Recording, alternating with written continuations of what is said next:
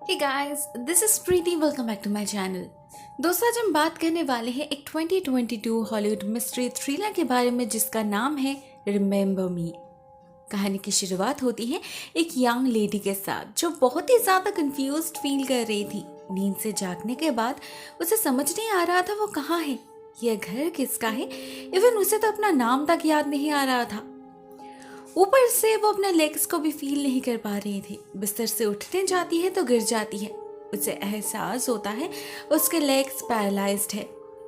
Helplessly जमीन पर पड़ी रहती है बेचारी। चिल्ला चिल्ला कर मदद बुलाती है। शायद उसके आवाज से ही एक लेडी आकर हाजिर होती है उसके सामने। बहुत ही प्यार से उसे संभालती है, फिर से बिस्तर पर सुला देती है। कहती है इस लड़की का नाम रोज है और वो उसकी माँ है, डोरीन। रोज का एक एक्सीडेंट हुआ था करीबन 2 महीने पहले। तब से वो कोमा में थी। डोरीन खुद एक डॉक्टर है, इसलिए उन्होंने रोज को घर पर रखना ही ठीक समझा। यह सोचकर कि जब उसका सेंस लौट आएगा तब फेमिलियर सराउंडिंग्स में रहने से उसकी रिकवरी जल्दी होगी। रोज जब उनसे कहती है उसे कुछ याद नहीं आ रहा, उसकी माँ हैरान नहीं होती। असल में रोज का एक बहुत ही भयानक एक्सीडेंट हुआ था। उसके लेग्स के साथ साथ थोड़ा बहुत ब्रेन इंजरी भी हुई थी। ऐसे में टेम्पररी मेमोरी लॉस तो आम बात है, लेकिन उसे चिंता करने की कोई जरूरत नहीं। धीरे धीरे उसे सब याद आ जाएगा। उसकी माँ है ना उसके साथ। उनके बातों से रोज शांत तो हो जाती है, मगर कंप्लीटली टेंशन फ्री नहीं हो पाती। पता नहीं क्यों उसे बहुत अजीब लग रहा था। इस लेडी के प्रति वो कोई मदरली अटैचमेंट फील क्यों नहीं कर पा रही। ये उसका घर है तो कुछ भी पहचाना सा क्यों नहीं लग रहा उसे। हाँ, ये अलग बात है कि वो खुद को भी पहचान नहीं पा रही थी। ऐसे में डोरीन के बातों पर भरोसा करने के सिवा उसके पास और चारा ही क्या है। रात होते ही उसे खाना खिलाकर दवाई देकर डोरीन निकल जाती है। साथ में एक पेन किलर इंजेक्शन भी लगाती है, जबकि रोज को कहीं कोई दर्द नहीं हो रहा था। और देर रात एक हादसा होता है। एक आवाज से उसकी नींद टूट जाती है। उसे फील होता है कमरे में कोई है। वो आवाज भी लगाती है मगर कोई रिस्पॉन्स नहीं करता। और फिर अचानक से ही कहीं से डोरीन आ जाती है। वो अंधेरे में बेड के कॉर्नर पे बैठी थी, बहुत ही क्रीपी तरीके से। जब रोज उन्हें बुलाती है वो कोई जवाब दिए बिना ही भाग जाती है। रोज को तो कुछ समझ नहीं आता और नेक्स्ट मॉर्निंग उनसे पूछने पर वो कोई जवाब भी नहीं देती, इग्नोर कर जाती है सवाल को। रोज बहुत कोशिश कर रही थी अपनी यादों को वापस लाने की। उसे कुछ विजन्स तो दिख रहे थे सपने की तरह, मगर उन्हें जोड़ नहीं पा रही थी वो। स्पेशली वो एक्सीडेंट वाली रात, क्या हुआ था उसके साथ। डोरीन को भी ये जानना था। एक पॉइंट पर तो वो रोज पर चिल्लाने लगती है। रोज नोटिस करती है उनका बिहेवियर कभी कभी बहुत हिस्टेरिक हो जाता है। कभी अगर कुछ पसंद ना आए तो पागलों की तरह रिएक्ट करती है वो, तो कभी रोज पर कुछ ज्यादा ही प्यार आता है उन्हें। जैसे एक दिन नल से पानी बहता ही जा रहा था। बूंदों की आवाज से वो बहुत ही ज्यादा इरिटेट हो रही थी। गुस्से में उसका चेहरा ही बदल चुका था। और दूसरे दिन रोज की एक छोटी सी गलती पर वो उस पर हाथ उठाती है, मगर अगले ही पल में उनका गुस्सा शांत हो जाता है और वो माफी भी मांग लेती है। बिल्कुल किसी बच्चे की तरह ख्याल रख रही थी वो रोज का, मगर उसके पूछे गए सवालों का जवाब नहीं दे रही थी। बस उतना ही कह रही थी जितना उन्हें ठीक लगे। जैसे रोज जब उनसे पूछती है उसके दोस्त कौन है, उससे कोई मिलने क्यों नहीं आता, उसका फोन कहाँ पर है, डोरीन काफी अजीब जवाब देती है। कहती है उसे हॉस्पिटल से कोई फोन नहीं मिला, शायद वो एक्सीडेंट में ही खराब हो गया होगा। और वो नहीं चाहती रोज किसी दोस्त से कांटेक्ट करे, इससे उसके रिकवरी पर असर पड़ सकता है। उसे किसी भी तरह के स्ट्रेस से दूर रहना होगा। लेकिन हाँ, कल कोई आ रहा है उससे मिलने, उसके फियांसे जेमी। उससे मिलकर जरूर रोज को अच्छा लगेगा। उसका एंगेजमेंट हो चुका है। रोज को तो सुनकर ही अनकंफर्टेबल फील होने लगता है, मगर जेमी से मिलकर उसे बुरा नहीं लगता। बंदा अच्छा है। उसे पता चलता है रोज एक बैंक में जॉब करती थी, वहीं पर उन दोनों की मुलाकात हुई थी आज से 4 साल पहले। वो लोग एक दूसरे से बहुत ज्यादा प्यार करते थे। जेमी तो इनफैक्ट हॉस्पिटल में भी था उसके साथ।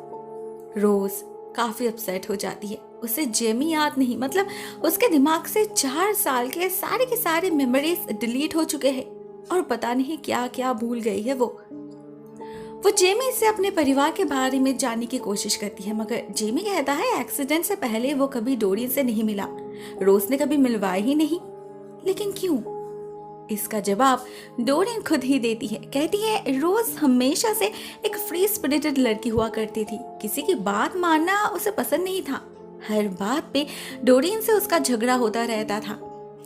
ऐसे एक दिन वो घर से निकल गई, किसी को कुछ बिना बताए।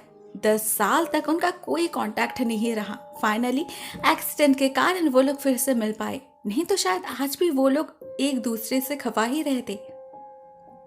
रोज इनमें से किसी भी हादसे को याद नहीं कर पा रही थी। इवन डोरियन जब उसे उनकी चाइल्डहुड पिक्चर्स दिखाती है, उसकी फेवरेट डॉल जिसे बचपन में वो खुद से कभी अलग नहीं करती थी, उन्हें तक पहचान नहीं पाती वो।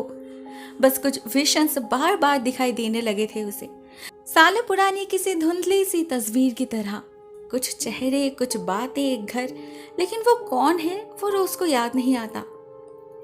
एक दिन वो जेमी से कहती है उसके दोस्तों को कॉल करने के लिए। उसे याद तो नहीं, मगर उससे बात करके शायद उसे कुछ याद आ जाए। लेकिन डोरियन को इसमें भी प्रॉब्लम थी। वो जेमी को रोक देती है और आगे कुछ ऐसा करने से स्ट्रिक्टली मना करती है। रोज और फोर्स नहीं करती। शायद डोरियन ठीक कह रही है, उसे रेस्ट लेना चाहिए। वक्त के साथ साथ सब ठीक हो जाएगा। लेकिन अंदर ही अंदर जो खालीपन वो फील कर रही थी, उसका क्या? जेमी उसके भावनाओं को समझ पा रहा था। एक अच्छे पार्टनर की तरह सपोर्ट कर रहा था वो रोज को, इस होप में कि एक ना एक दिन उसे अपना प्यार जरूर याद आ जाएगा। लेकिन उसके जाने के बाद रोज फिर से अकेली पड़ जाती थी। अपने माँ से उसका रिश्ता अभी भी ठीक नहीं हुआ था, क्योंकि वो उसे समझ नहीं पा रही थी। रोज ने नोटिस किया है वो हर रात उसके कमरे में आकर बैठी रहती है। बहुत अजीब तरह के क्रीपी गाना गाती है। हो ना हो उनके बर्ताव नॉर्मल तो नहीं है, कुछ तो छुपा रही है वो। एक दिन वो नोटिस करती है डोरियन अपने कमरे के शेल्फ्स को हमेशा लॉक्ड रखती है, एज़ इफ कुछ बहुत इंपॉर्टेंट है वहां पर, या फिर कुछ बहुत सिक्रेटिव। रोज डिसाइड करती है वो चेक करेगी। उसके पास जो डॉल है उसके पीछे एक हेयर पिन छुपा था, शायद उसी से वो लॉक खुल जाए। तो जैसे ही एक दिन डोरियन कुछ देर के लिए बाहर जाती है, रोज अपने काम पर लग जाती है। पहले तो बहुत मुश्किल से क्रॉल करते हुए अपने व्हीलचेयर तक जा पहुंचती है, उसके बाद घुस जाती है उस कमरे में। फॉर्चुनेटली उसका तरीका काम भी कर जाता है। उस क्लिप से ही ड्रॉयर्स खुल जाते हैं और अंदर से रोज को मिलता है एक फोन। शायद ये उसका ही है। वो जल्दी से उसे ऑन करके कॉल लिस्ट से एक नंबर पर डायल करती है। ये उसके दोस्त क्लारा का नंबर था। रोज उसे पहचान नहीं पाती, मगर उसके बातों से लग रहा था कि वो रोज की बेस्ट फ्रेंड है। वो कहती है उसके माँ ने उसे कॉल किया था एक्सीडेंट की खबर देने, मगर जब उसने रोज से मिलने की बात की उन्होंने डायरेक्टली मना कर दिया और उसके बाद कभी कांटेक्ट भी नहीं की। रोज को ये भी पता चलता है कि उसका एक्सीडेंट 2 महीने पहले नहीं, ऑलमोस्ट 4 महीने पहले हुआ था। और कुछ पता चलता इससे पहले उसका फोन ऑफ हो जाता है, चार्ज खत्म हो चुका था। रोज जल्दी से चार्जर को ढूंढने लगती है, मगर तब तक डोरियन घर पहुंच चुकी थी। उसे गाड़ी की आवाज सुनाई देती है और यहीं पर चीजें कॉम्प्लिकेटेड होने लगती हैं। उस रूम से इस रूम में आना तो आसान था, मगर लौटना नहीं। बीच में एक स्टेप जो था जिससे उसके चेयर के व्हील्स बार बार टकरा रही थी। रोज बहुत कोशिश करके भी उसे पार नहीं कर पाती और जल्दबाजी में चेयर से गिर जाती है। वो किसी तरह खुद को खींच कर जा पहुंचती है बिस्तर के पास और चुपचाप बैठ जाती है, हाथ में किताब लेकर। टेंशन में उसका हाल बेहाल हो चुका था, मगर वो दिखाती नहीं। डोरियन आती है तो बहुत ही प्यार से उसे वेलकम करती है, लेकिन डोरियन भी कम चालाक नहीं। रोज के व्हीलचेयर को अपने कमरे में देखकर उसे शक होता है। वो उससे पूछती भी है, मगर रोज डिनाई करती है, बहुत ही इनोसेंट सा फेस बनाकर। बाल बाल बची थी वो, लेकिन इतना कुछ करके भी कोई फायदा नहीं हुआ, क्योंकि यह चार्जर इस फोन का था ही नहीं। मतलब उसे फिर से एक बार उस रूम में जाना ही होगा। वो मौके की तलाश करने लगती है। एक दिन रोज कायदे से डोरियन को बाजार भेज देती है लैम्प खरीदने और फिर खुद जाती है चार्जर ढूंढने, जो किसी ड्रॉयर में नहीं था बल्कि बेड साइड टेबल में था। उसे निकालते वक्त रोज की नजर पड़ती है बेड के नीचे छुपे एक बॉक्स की तरफ। अंदर किसी के कपड़े थे जिस पर खून लगा था और साथ में कार कीज भी पड़े थे। रोज को तुरंत एहसास हो जाता है ये उसके हैं, लेकिन इन्हें यहाँ पर ऐसे छुपाए क्यों गए हैं। रोज ये सब सोचने में इतनी बिजी हो जाती है कि उसे ख्याल ही नहीं रहता कब डोरियन उसके पीछे पहुंच चुकी थी। वो रोज पर चिल्लाने लगती है, उसे अपने कमरे में जाने के लिए कहती है, मगर रोज नहीं मानती। उसे जानना था इस सब का मतलब। बहुत फोर्स करने पर डोरिन कहती है एक्सीडेंट के रात रोज के साथ उसके गाड़ी में और भी कोई था जिसका खून हुआ था। उसका दोष रोज पर लग सकता था जो डोरिन नहीं चाहती थी। तो जब उन्हें पता चला उन्होंने सबसे पहले पुलिस से भी पहले इन चीज़ों को अपने पास छुपा लिया जिससे पुलिस इन्हें एविडेंस के तौर पर यूज ना कर पाए। उसने जो किया रोज को बचाने के लिए किया, उसे तो ग्रेटफुल होना चाहिए। लेकिन रोज उसके बातों पर यकीन नहीं कर पा रही थी, चाहकर भी नहीं। ऊपर से उसी रात एक बहुत अजीब सपना आता है उसे। वो देखती है बरसात की रात है और वो अपने गाड़ी में कहीं जा रही है। उसे घर भी दिखता है और घर के अंदर एक औरत भी जिसे वो माँ बुला रही थी। उन पर किसी ने हमला किया था जो कुछ देर बाद रोज पर भी झपट पड़ता है। डर से उसकी नींद टूट जाती है मगर उसके दिमाग में एक पिक्चर बस चुकी थी उसके माँ की। अगर वो उसकी माँ है तो ये कौन है? रोज जल्दी से अपने फोन को चार्ज पे बिठाती है और फिर अपना इन्वेस्टिगेशन जारी रखती है। उसके बेड साइड टेबल पर एक फोटो फ्रेम था। जब रोज उससे फोटो निकाल कर देखती है तो बिल्कुल हैरान रह जाती है। इस फोटो को फोल्ड किया गया था। एक साइड पे था डोरिन और दूसरे पे वो औरत जिसे उसने अपने सपने में देखा था। रोज कंप्लीटली ब्लैंक हो चुकी थी, इमोशनली ओवरवेल्म्ड हो चुकी थी वो। ऐसे में आता है जेमी। रोज उसे भी वो फोटो दिखाती है और कहती है उन्हें पुलिस को फोन करना चाहिए। उसे लगता है कि उसकी मॉम नहीं है। कुछ बातें भी कंफ्यूजन क्रिएट कर रही थी। जैसे रोज को बताया गया था उसके गाड़ी का एक्सीडेंट हुआ था, लेकिन जेमी कहता है उसकी गाड़ी तो बाहर पार्क्ड है सही सलामत। एक्सीडेंट तो बस उसका हुआ था, हिट एंड रन। एटलीस्ट उसे तो वही बताया गया है। इन बातों को सुनकर रोज और ज्यादा कंफ्यूज्ड हो जाती है। उसे समझ नहीं आ रहा था उसे क्या करना चाहिए। तभी डोरिन जेमी को बुलाती है और रोज कॉल करती है क्लारा को, उसे फोटो दिखाती है और तब उसे पता चलता है उसका शक ही सच है। ये डोरिन उसकी मॉम नहीं, उसके मॉम की पड़ोसन है। वो है तो एक डॉक्टर लेकिन वो काफी वियर्ड है। क्लारा को तो हमेशा से लगता था कि उन्हें खुद एक डॉक्टर की जरूरत है, उनका दिमाग ठीक नहीं है। ऊपर से जब वो जेमी के जिक्र करती है रोज को एक और झटका लगता है। क्लारा उसे साफ साफ बताती है उसका कोई फियांसे तो दूर की बात है, उसका कोई बॉयफ्रेंड भी नहीं है। टेंशन में रोज का दिमाग काम करना ही बंद कर देता है। वो क्लारा से कहती है उसे जल्द से जल्द यहाँ से ले जाने के लिए। कुछ तो खिचड़ी पक रही है यहाँ पर जो उसके समझ से बाहर है। मगर उससे पहले ही जेमी उसे देख लेता है फोन पर बात करते हुए। उसका चेहरा ही बदल चुका था, उसके एक्सप्रेशन बहुत ही क्रीपी लग रहे थे। इस बार जब रोज उससे पूछती है एक्सीडेंट के बाद वो लोग कहाँ मिले थे, जेमी कहता है इसी घर में, जबकि पहले उसने हॉस्पिटल में कहा था।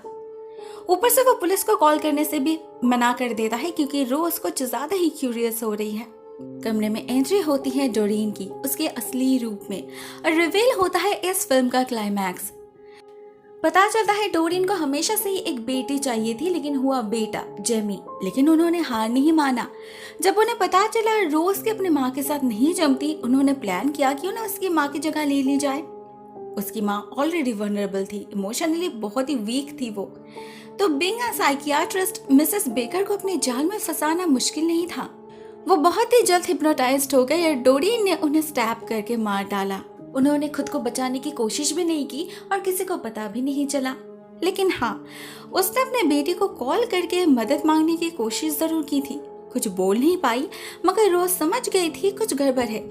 जब वो उस रात चेक करने गई उसे पता चला वो डोरिन के घर में है और डोरिन के घर जाने पर उसे अपनी माँ घायल हालत में दिखी। ये वही सीन है जो बार बार वो अपने सपने में देखती आ रही है। इसके बाद बारी थी रोज की। उसका कोई एक्सीडेंट नहीं हुआ था, परफेक्टली फिट है वो, उसके लेग्स भी। डोरिन ने सिर्फ उसके दिमाग को अपने कंट्रोल में कर रखी थी। उसका ये मेमोरी लॉस, लेग्स को फील नहीं कर पाना, ये दोनों ही ड्रग्स का असर है जो कुछ ही देर बाद मिट जाएगा। डोरिन उसे इतने प्यार से रोज जो चाय पिलाती थी वही तो है कल्प्रिट। ये सारा खेल उसी का है, उसके हिप्नोसिस और मेडिकेशन का जादू। उसने तो रोज के पिता को भी हिप्नोटाइज्ड कर रखी है जिससे समय आने पर उनकी मेमोरी रिराइट करके एक परफेक्ट फैमिली बनाया जाए। रोज समझ नहीं पाती इन सब पागलपन का मतलब क्या है। रोज उसे एज अ मदर कभी भी एक्सेप्ट नहीं कर पाएगी, अपने सपने में भी नहीं। लेकिन डोरिन कहती है ये उसका प्लान भी नहीं था, बल्कि वो रोज के जरिए एक बेटी पाना चाहती है। मतलब उसे प्रेग्नेंट करके उसके बेटी को वो छीन लेगी। इसीलिए ही तो उसने जेमी को इंट्रोड्यूस किया, दोनों को करीब लाने की कोशिश की। लेकिन रोज का दिमाग पूरा समय सेल्फ रिकवरी में इतना बिजी रहा, इसीलिए उनका प्लान फेल कर गया। अभी तो आर्टिफिशियल इंसेमिनेशन ही एक रास्ता है। तो डोरियन वही करती है, जेमी के स्पर्म्स इंजेक्ट करने की कोशिश करती है, लेकिन रोज ये होने नहीं दे सकती थी, तो वो फाइट बैक करने लगती है। पहले तो एक फोटो फ्रेम से जेमी को मारकर बेहोश कर देती है। उसके बाद जब डोरियन उसे बाथरूम में ले जाकर पानी में डुबोकर मारने की कोशिश करती है, वो एक टूथब्रश को घुसा देती है उसके आंखों के अंदर।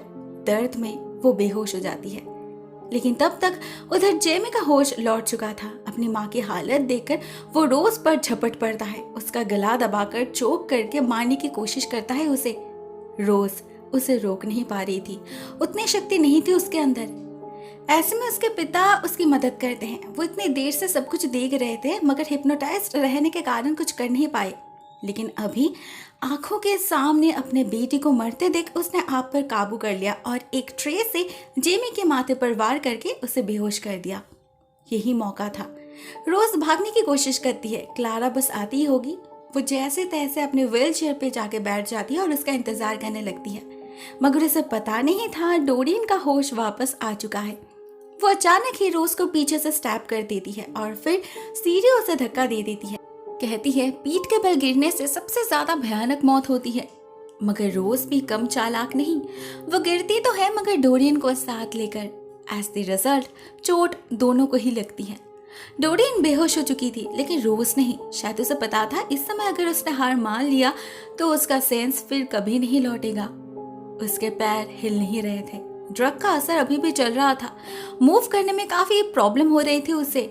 फिर भी वो चुप नहीं बैठी, किसी तरह खुद को खींचकर बाहर की तरफ ले गई और क्लारा ने उसे बचा लिया। The end. दोस्तों, ये कहानी यहीं पर एंड हो जाती है। ऑनेस्टली स्पीकिंग, लॉजिकल पार्ट को छोड़कर सिर्फ और सिर्फ एंटरटेनमेंट के लुकआउट से अगर देखा जाए तो मुझे ये फिल्म पसंद आई है। वन टाइम वॉच के लिए तो बिल्कुल ही परफेक्ट है। आप देख सकते हो, उतनी बुरी भी नहीं है। आज के लिए बस इतना ही दोस्तों। Thank you so much for watching this video. बहुत जल्द मिलते हैं एक और नए वीडियो के साथ। तब तक के लिए टेक केयर, टाटा।